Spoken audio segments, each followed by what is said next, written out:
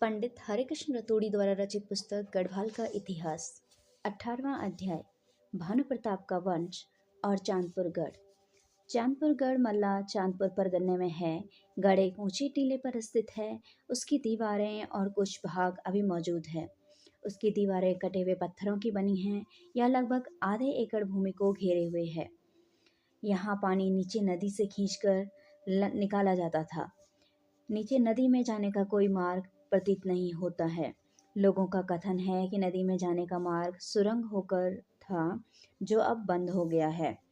गढ़ में पत्थर की 2 सीढ़ियां हैं, जो कि दूधातोली पर्वत से लाई गई हैं। मालूम नहीं देता कि कैसे ऐसे बड़े पत्थर इस ऊंचे टीले पर पहुंचाए गए होंगे।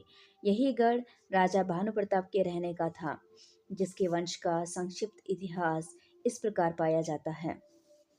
पंवार वंश के राज्य की गढ़वाल में नींव डालने वाला भानु प्रताप नामक राजा इस प्रांत का था और 52 गणों के राजाओं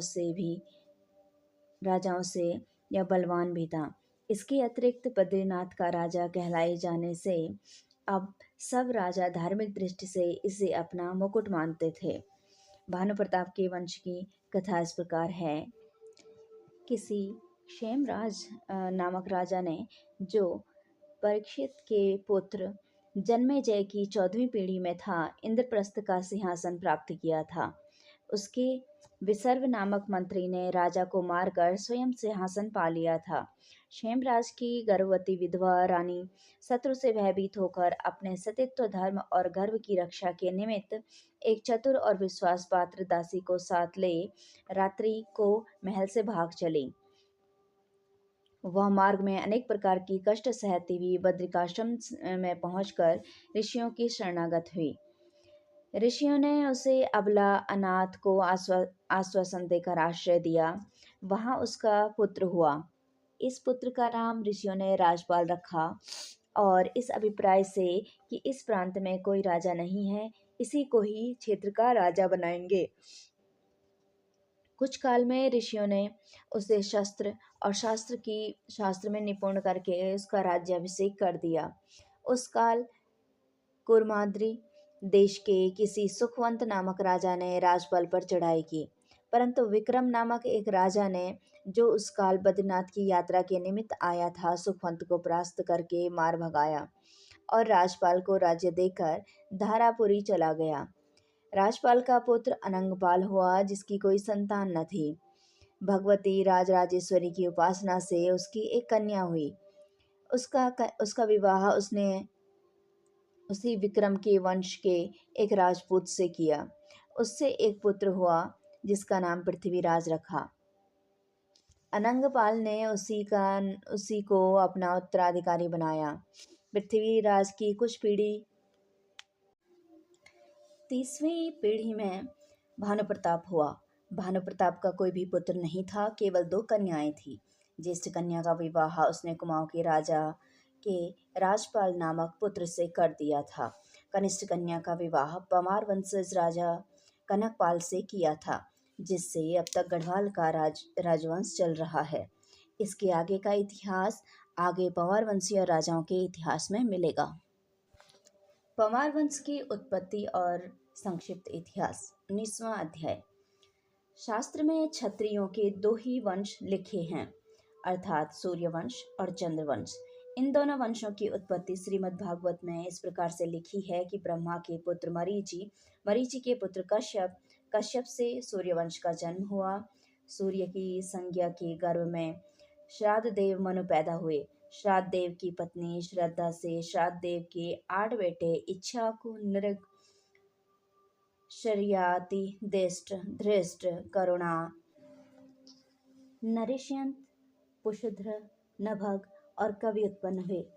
इनकी संतान उत्तरोत्तर सूर्यवंशी राजा कहलाए। चंद्रवंश के विषय में कथा है कि यही श्राद्ध देव इन पुत्रों को पैदा होने से पहले अपुत्र थे।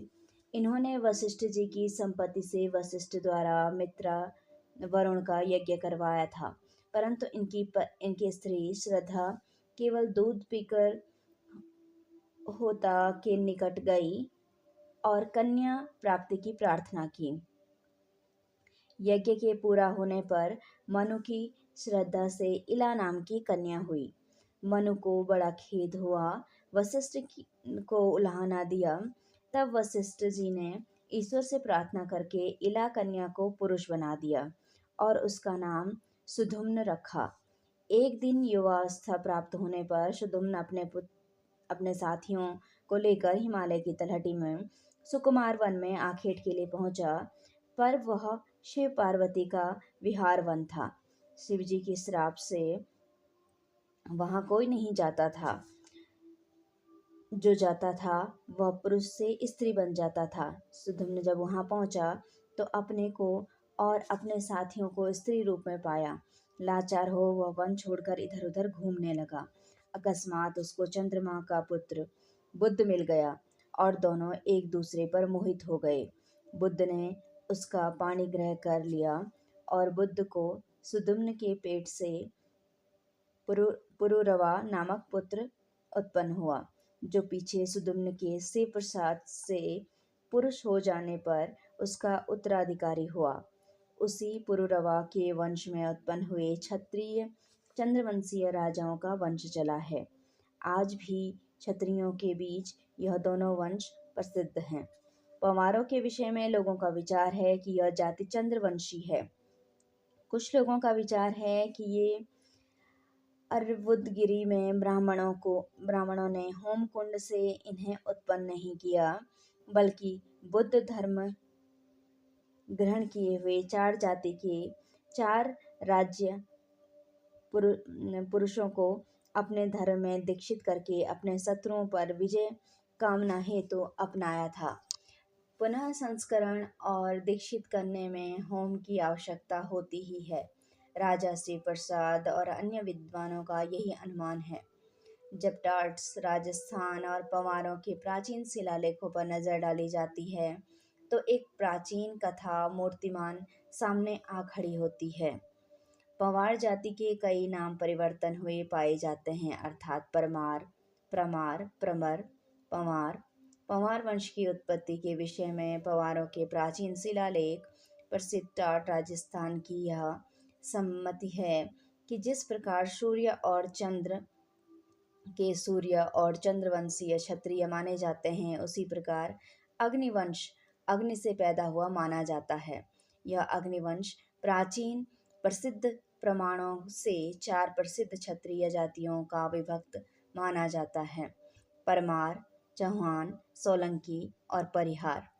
राजस्थान में टाट साहब लिखते हैं कि जिस काल जैनियों के बुद्ध धर्मवीर पार्श्वनाथ ने उदय होकर भारतवर्ष में घोर धर्म विप्लव मचाया था, ठीक उसी समय अग्निकुल उत्पन्न हुआ।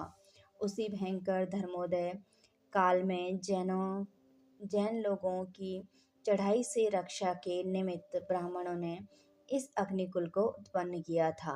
राजपूताने में आबू पहाड़ है, जहाँ देवी संपत्ति संपन्न अनेक ऋषि मुनि ब्राह्मण तपस्या करते थे। वहां पर नास्तिक लोगों ने घोर धर्म विप्लव मचाया था। ब्राह्मणों की यज्ञशाला को विनष्ट किए जाने के लिए अनेक चेष्टाएं की, परंतु वे लोग इन अनेक उत्पादों से विचलित न होकर अपने धर्म कार्य में अटल रहे और अग्नि को प्रज्वलित कर चारों ओर बैठकर पवित्र वेद मंत्रों से आहुति देकर महादेव जी को प्रसन्न किया। महादेव जी के प्रसाद से उस अग्निकुंड से प्रथम एक पुरुष निकला, जिसे सर्वांग में कोई लक्षण न दिखाई दिए। ब्राह्मणों ने उसे प्रतिहारी बनाकर द्वार पर खड़ा कर दिया और अभिष्ट सिद्ध होने के लिए यज्ञ करते रहे। तब होमकुंड से दूसरा पुरुष निकला, परंतु चालुक्य के समान आकार देकर उसका नाम चालुक्य रखा। फिर भी अभिष्ट सिद्ध न होते देख शिव जी की अधिक प्रसन्नता के निमित्त वे यज्ञ करते रहे। तब तीसरा पुरुष निकला, उसमें वीरता के चिन्ह पाए जाने से उसका नाम धूमराज रखकर परमार शब्द उसको कहे। पर अर्थात शत्रु, मार अर्थात मारने वाला, शत्रु को मारने वाला कहकर शत्रु दल की ओर प्रेषित किया। उसने यद्यपि शत्रुओं से घोर संग्राम किया, परंतु विजय लक्ष्य में प्राप्त न कर सका। जब ऋषियों ने देखा कि शत्रु प्रबल है, धूमराज की को सहायता की आवश्यकता है, तब उन्होंने फिर आहुति देनी प्रारंभ की और चौथी बार एक और पुरुष निकला। इस पुरुष का नाम उन्होंने चौहान रखकर धूमराज की सहायता के लिए कहा। तब क्या था, एक और एक 11 होते हैं। धूमराज और चौहान वीरों ने शत्रु को तुमुल संग्राम करके मार भगाया और सनातन धर्म की रक्षा की। इन्हीं 4 क्षत्रिय वंश के आगे इस प्रकार से चले हैं। चालुक्य वंश का नाम सोलंकी, परमार वंश का नाम पंवार, प्रतिहार वंश का नाम परिहार और चौहान वंश का नाम चौहान। धूमराज के विषय में लिखा है कि वे मरु मंडल के राजा हुआ, जिसको अब राजपुताना का रेगिस्तान कहते हैं। वैज्ञानिकों का विश्वास है कि अग्नि से मनुष्यों का उत्पन्न होना विज्ञान के विरुद्ध है। अवश्यमेव अग्निकुंड के समय पवित्र वेद मंत्रों द्वारा 4 क्षत्रियों को, जो बौद्ध हो गए होंगे, सुसंस्कृत और दीक्षित करके शत्रुओं के सम्मुख भेजा होगा, जैसा कि शिव प्रसाद आदि का विचार पहले लिखा जा चुका है। परंतु यहाँ दैवीय शक्ति संपन्न ऋषियों का वर्णन है, न कि साधारण ब्राह्मणों का। पवित्र मंत्रों की शक्ति अलौकिक है, परंतु उसका प्रयोग उसी प्रकार दैवी शक्ति संपन्न पात्रों से हो सकता है, न कि एक संपन्न व्यक्ति द्वारा, न कि एक साधारण व्यक्ति द्वारा। महाभारत कथा है कि द्रौपद के पुत्र धृष्टद्युम्न की उत्पत्ति अग्नि से थी, और महाभारत शांति पर्व में भी कितने ही राजाओं की उत्पत्ति अग्नि से बतलाई गई है। कुछ इतिहासवेता लोगों का विचार है कि यह चारों जातियां गुर्जर लोगों के साथ भारतवर्ष में पश्चिमोत्तर की ओर राजपूताना और पश्चिम के देशों में आकर बस गई थी। 8वीं शताब्दी में इन्होंने कन्नौज को अपने अधिकार में ले लिया। यह विचार उनका बिल्कुल निर्मूल और अप्रामाणिक प्रतीत होता है, जबकि देखा जाता है कि गुर्जर लोगों की शक्ति क्षीण हो जाने पर वे लोग राजपूताना से मालवा में घुसे, उज्जैन में राज्य स्थापित किया। उसी उज्जैन में इस वंश में भारत सम्राट महाराजा विक्रमादित्य हुआ, जो कि एक बड़ा स्वदेशानुरागी, युद्ध विजयी, पुनर्जीवित होते हुए हिंदू धर्म का रक्षक, आधुनिक साहित्य में जो सबसे उत्तम और सुंदर बातें हैं उन सब का केंद्र, सैकड़ों कथाओं का नायक, हिंदुओं के लिए वैसा ही था जैसा कि फ्रांसीसियों के लिए शार्लोमन, अंग्रेजों के लिए आल्फ्रेड, बौद्धों के लिए अशोक और मुसलमानों के लिए हारूउल रशीद था। ऐसे ही महाराजा भोजराज विद्यानुरागियों में संसार भर में सबसे पहला स्थान रखते थे और प्रति नए श्लोक बनाने वाले को लक्ष्य मुद्रा दान देते थे। उन्होंने यह प्रतिज्ञा की थी कि मेरे राज्य में कोई भी मूर्ख न रहने पाए। उनकी सभा में 14 बड़े रत्न, बड़े बड़े विद्वान पंडित रहा करते थे। इस वंश में जगदेव पंवार भी हो चुका है। कहते हैं कि उसने अपना मस्तक काट कर दान किया था। कहते हैं कि वीर कार्तिवीर्यार्जुन की प्राचीन महिष्मती नगरी में पंवार राजा सबसे पहले राज्य करने लगे थे। महिष्मती में कुछ काल तक राज्य करके उन्होंने विंध्याचल के शिखर पर धारा और मंडप दुर्ग की स्थापना की। यह भी कथा है कि प्रसिद्ध उज्जैनी नगरी को भी इन्हीं ने बसाया था। प्राचीन परमार लोगों के अधीन जो नगर थे उनमें से कई अभी तक प्रसिद्ध हैं।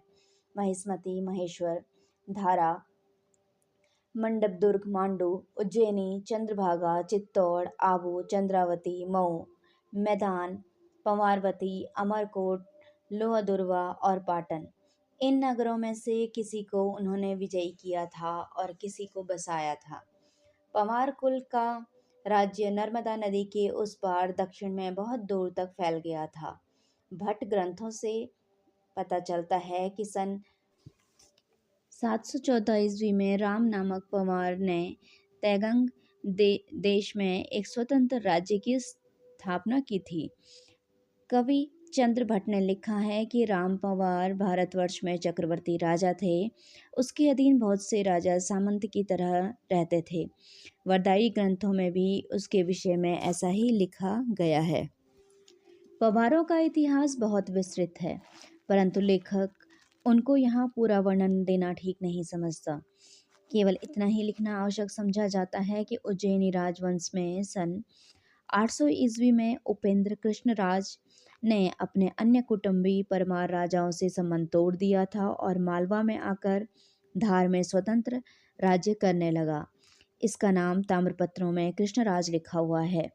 कहते हैं कि इसने सुवर्ण का कुंड बनाकर यज्ञ किया था। वह 825 तक रहा। उसके पश्चात वैर सिंह नामक राजा 825 से 850 तक धारा की गद्दी पर बैठा रहा। इसको शिवराज भी कहते हैं। इसके पश्चात 850 से 75 तक सियक प्रथम धार की राजगद्दी पर रहा। इसके पीछे 75 से 914 ईस्वी तक वाकपति प्रथम, जो सियक प्रथम का पुत्र था, धार की राजगद्दी का राजा रहा। अब लेखक धार के राजाओं के इस सिलसिले को यहाँ पर समाप्त कर आगे 20वें अध्याय में इसकी उस शाखा का इतिहास पाठकों के सामने रखेगा, जो शाखा सन 888 ईस्वी संवत 945 विक्रमी में मालवा से निकलकर इस उत्तर हिमालय की पवित्र भूमि में आरोपित हुई थी, और जिस शाखा का मूल पुरुष राजा कनकपाल गढ़वाल के इतिहास में प्रसिद्ध है।